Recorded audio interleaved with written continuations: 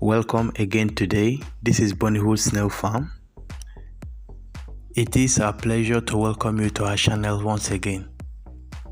Today I'll be talking to snail farmers who are uncertain of which species to rear in their farms, who are not sure why their snails die, who complains why their snails are not laying eggs as expected, who complains of hibernation and inactivity, loss of appetite, etc. Although, aside proper farm setup and proper management, there are no much ways to curtail the challenges, except that you go for a species of snail that is easily adaptable and easy to manage. If all snail farmers can understand this, no farmers will run out of business. Snail farming has so many sides. It has the side of housing, it has the side of management, it has the side of species, and several other factors to be considered to properly raise a healthy snail farm. For a farmer to understand these factors and base his strengths on either of these factors can easily make him a successful snail farmer. Now, what you must take very serious is this. Among the four major giant African land snails, the AF, the AMS, the AMO, and the AA, among them, some are easier to manage than others. Some will lay more eggs, some are stronger, and some having more market value than others.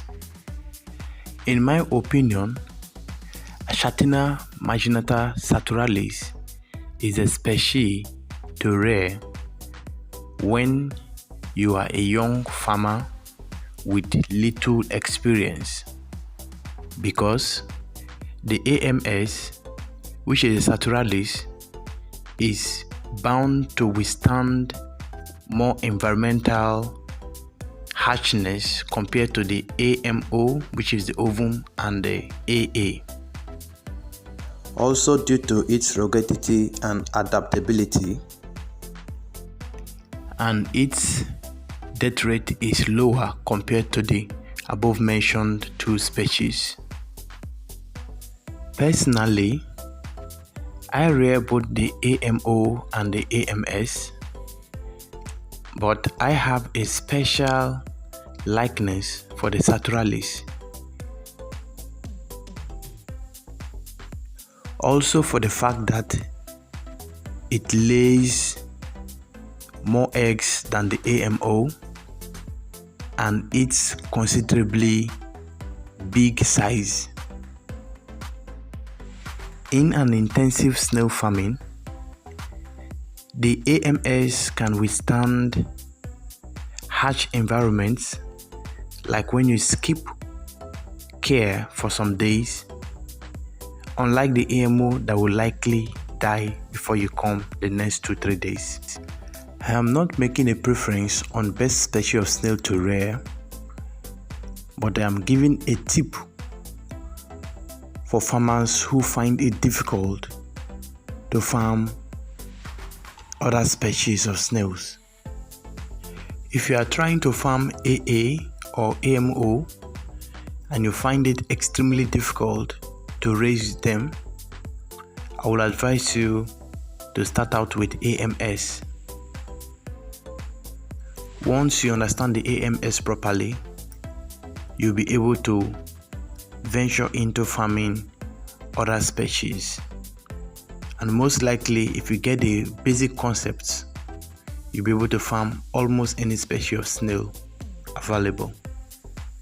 Anyone who has farmed AMS, AMO, and AA can tell you that AMS is the most interesting snail to rear.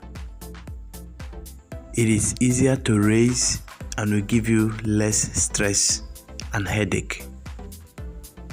You cannot just raise AMO because it is said that it grows bigger and grows faster. And you cannot just, in the same vein, get AA because it lays many eggs. They all have their own disadvantages. Even it is not just enough to just pick AMS because it withstands harsh environment more than the mentioned snails. Every snail has its own advantage and disadvantage. So anyone you pick, you must be ready to curtail those issues. You must be sure that your farm, the setup, can be able to contain the challenges that comes with it. But in a general rule, the AMS seems to be more environment friendly than most other giant species of snails. So if you are thinking of giving up on snail farming, I will invite you to try out the Saturalis. Or if you're having a lot of issues, or you're just a new farmer who about starting up and you are so uncertain, I think starting with the AMS will help you encourage and increase your experience faster to tackle other species of snails. I'll be dropping more videos on this topic, but meanwhile, if you have any questions, do not hesitate to ask. I'll be happy and glad to reply to you.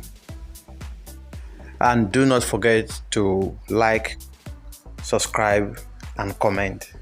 Thank you.